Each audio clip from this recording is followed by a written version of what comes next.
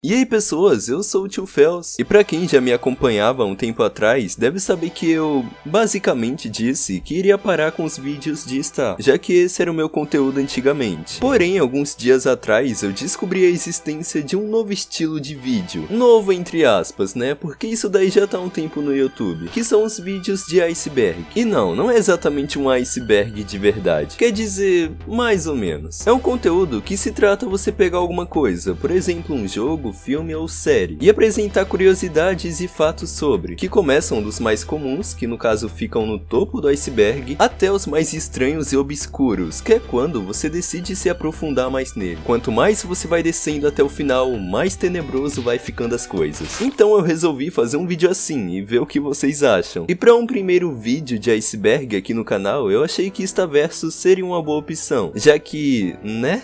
O Felzinho já é experiente nessa área. Bom, aproveita e deixa seu like e se inscreve aqui no canal, porque esse tipo de vídeo me dá muito trabalho. E claro, isso também me ajuda muito. Agora se arruma aí, porque nesse vídeo a gente vai ter o que falar. Então sejam bem-vindos ao iceberg de Staversus as Forças do Mal.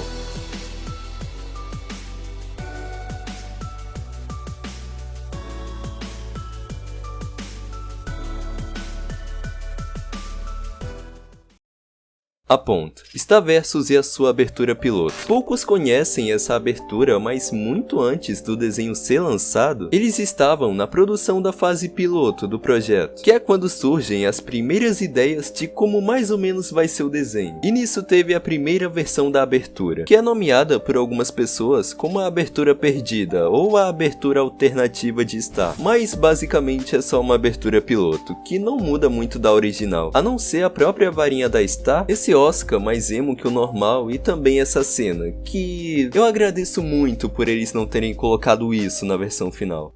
Design da varinha da Star na terceira temporada. No storyboard para os primeiros episódios da terceira temporada, é vista a terceira variante da varinha da Star, que parece totalmente diferente da que conhecemos. Diferente da atual versão, a varinha do storyboard se tornou uma estrela, com uma coroa em cima, e ainda no fundo mantendo as asas. E sim, essa é aquela cena em Batalha por Mjolnir, que a Star se transforma e desentrega o Toph em menos de 2 segundos. Nossa, depois de hoje eu vou capotar e só levantar a segunda.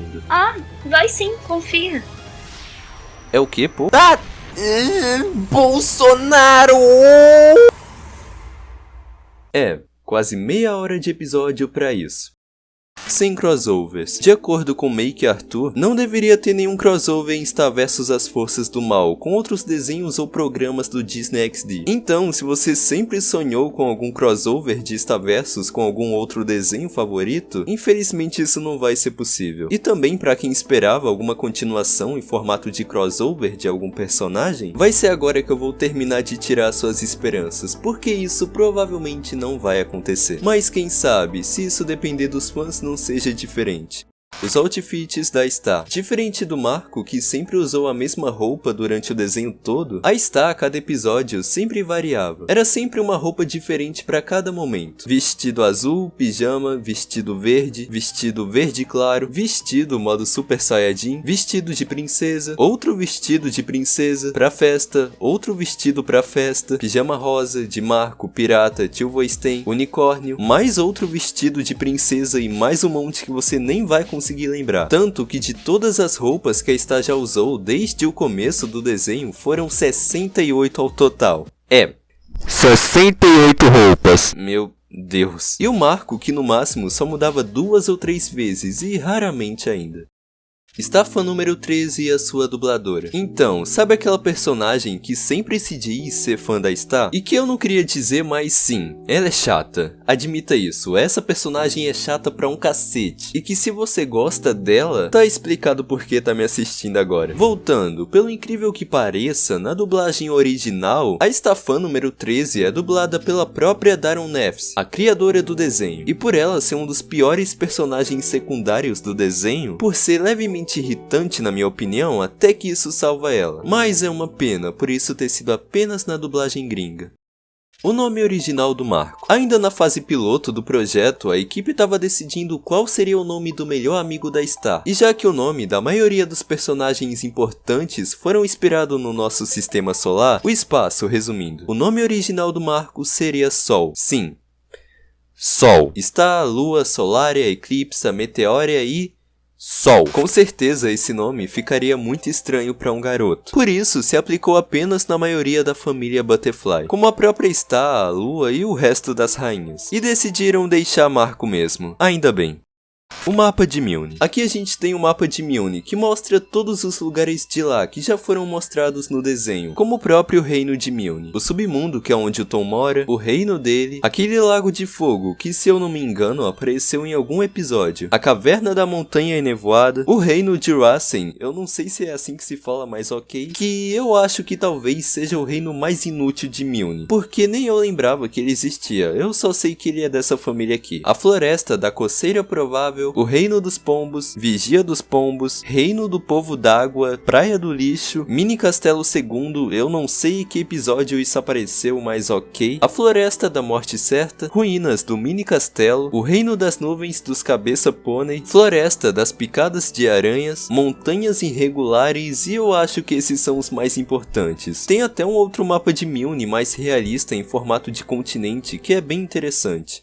Águas rasas. Principais referências de Sailor Moon. Exceto pela aparência da mina, há referências muito mais significativas a Sailor Moon em Starversus. E vamos começar com a varinha da Star em primeiro lugar, que é baseado na Eternal Tiare, que também é um outro tipo de varinha entre aspas, utilizado no anime pela Tsukino, que como já era óbvio, a própria Star foi inspirada nela, com os olhos azuis e o grande cabelo loiro. Já o Marco foi inspirado no Momoru, que, pra ser sincero, tem quase nada a ver com o Marco que a gente conhece. Pra você ter ideia, eu nem sabia que o Marco tinha sido inspirado em um personagem de anime. Mas o motivo da inspiração é que o Momoru na história de Sailor Moon é tipo o namorado da Tsukino. Então meio que a Daron decidiu se inspirar nesse casal. E também a monarquia das rainhas Butterfly que a gente vê em Starversus é bem semelhante ao primeiro Silver Millennium no anime, que é basicamente onde uma outra família real fica, que se chama o Reino da Lua. Outra referência que foi tirada de lá é a Solária e os guerreiros solarianos, que lembram a Galáxia e a organização Shadow Galáctica, que são os vilões de Sailor Moon. A Rainha Solária se assemelha muito com a Sailor Galáxia, porque ambas delas são líderes que comandam a sua própria organização. A Solária comanda os guerreiros solarianos e a Galáxia Shadow Galáctica. Mas uma referência de Sailor Moon é que a Eclipsa se parece muito com a Nero Elenia.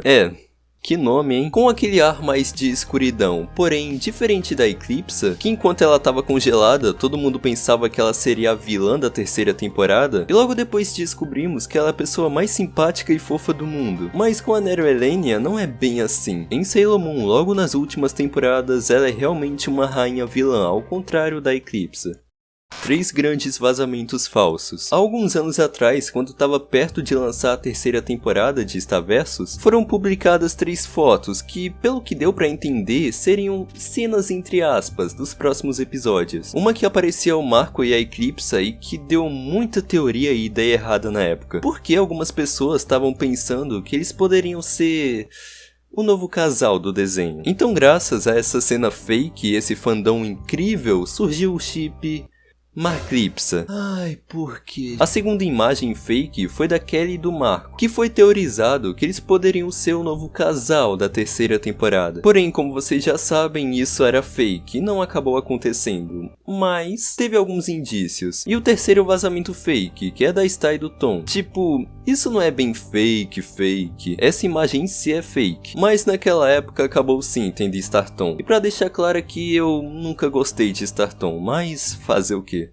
Tipo de garoto da Star. Os caras que a Star já gostou ou namorou têm algumas características em comum. E um exemplo é que todos eles usam algo vermelho. O Marco usa um moletom vermelho, o Tom uma camisa vermelha e o Oscar um lenço vermelho no pescoço. Também não podemos esquecer que tanto Marco quanto Tom têm personalidades fogosas. O Marco com o seu karatê e o Tom com a sua habilidade de demônio.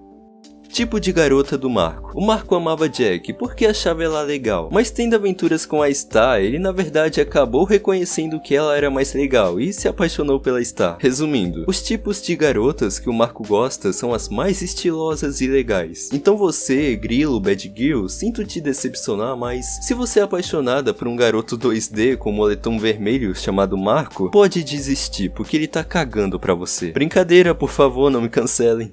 Referências de Game of Thrones. A Daron é uma grande fã de Game of Thrones, então é óbvio que ela usou algumas coisas além dos próprios dubladores da série. Sim, eu não fazia ideia que tinha dubladores de Game of Thrones em Instaversos, mas enfim. Por exemplo, o papel de Jaime Raylan, que lembra muito a personalidade da Solaria. E outro personagem que tem algo em comum com Game of Thrones é o Afonso. Sim, aquele marinheiro misterioso que a gente sempre via nos quadros. Ele também lembra o Davos Seaworth da série, que é um outro marinheiro barbudo que provavelmente foi inspirado pela Daron para fazer o Alphonse.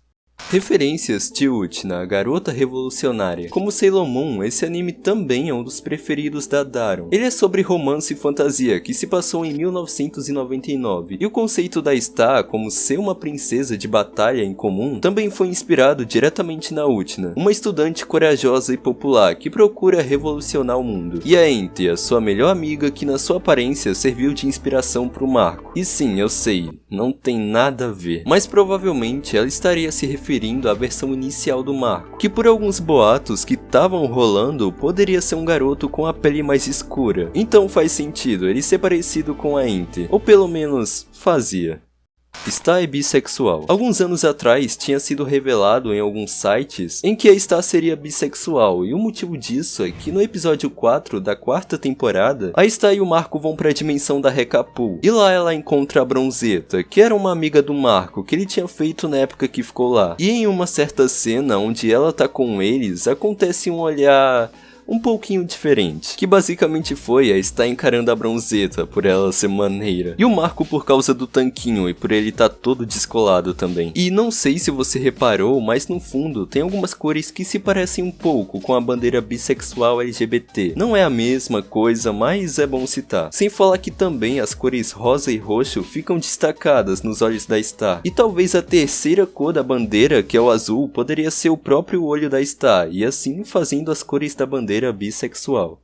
O real nome da Star Fan número 13. De acordo com Make Arthur, em um post do Reddit lá em 2019, diz que a Daron considera o verdadeiro nome da Star Fan número 13 como Amanda Jacobs. Pois é, eu acho que você também não esperava que ela poderia se chamar Amanda Jacobs, já que ninguém nunca citou esse nome no desenho. O número do celular do Marco. Poucas pessoas devem ter reparado, mas sim, já foi mostrado o número do Marco em uma cena rápida. Na primeira temporada, no episódio Tempestade no Castelo, foi mostrado a Star ligando pro Marco, e para isso ela digitou os seguintes números: 5731829. Mas aí mostrou somente a parte do número que era curto, no caso, que não tinha o DDD da cidade. Então pra gente realmente saber o número completo do Marco, antes precisaríamos conseguir o DDD, e não foi tão difícil assim. Foi só pesquisar o nome da cidade onde o Marco mora, e aí a gente descobriu que na verdade a cidade Angel Creek é uma paródia de um bairro real que se chama Angel Park, localizado em Los Angeles, na Califórnia. Então foi só marcar no Google Maps o local exato dali, que depois disso já estava fácil descobrir o DDD. E no final o número completo do Marco era 132571829. E sim, pessoinha, eu fiz isso. Eu liguei para esse número para ver o que dava e descobri que o número do Marco leva a um grupo de apoio chamado Narcóticos Anônimos.